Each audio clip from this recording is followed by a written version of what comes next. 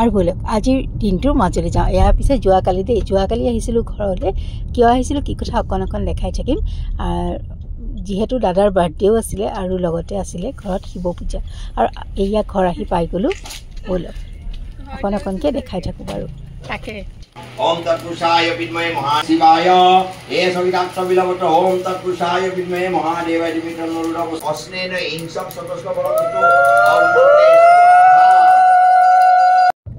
আৰু ইয়া পূজাৰ পাছত প্ৰসাদ খালোঁ কিন্তু ইয়াত দেখুৱাই নহ'লে কেতিয়াবা মোৰ হাত দুখন জঠৰ হৈ থাকে জানেনে মানে ভিডিঅ' কৰোঁ নকৰোঁ কৰোঁতেই থাকিয়ে যায় আৰু ইয়াত হাতত বহিলে হেপী বাৰ্থডে আৰু একেবাৰে শেহতীয়া দাদাৰ বাৰ্থডে বুলি কেকটো কটা হ'ল অকণমান এনেকৈয়ে ধৰি থলোঁ আৰু ভাবিছোঁ সকলোৱে মৰম দিব আৰু এয়া হৈছে আজি ৰাতিপুৱা বলক আজি ৰাতিপুৱা বিৰাটেই লৰালৰি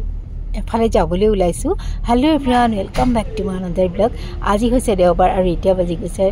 সন্ধিয়াৰ 7টা আৰু এয়া ৰাতিপুৱা একদম জটপটকৈ ব্ৰেকফাষ্টটো কৰি লৈছোঁ তাৰপাছত বলক ভাতকেইটাও খাই যাম বুলি ভাবিছোঁ যিহেতু গতিকে দালি বহালোঁ এইফালে অকণমান পনীৰৰ ভুৰ্জি বনাই ল'লোঁ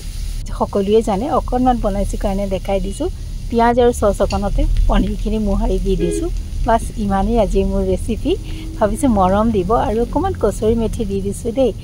ব্লগটো নিদিলেও মনটো বেয়া লাগি থাকে আৰু এতিয়া জানেনে নগাঁৱৰ পৰা আহি আছোঁ গাড়ীৰ ভিতৰতে এয়া এডিটিং কৰিছোঁ আৰু মই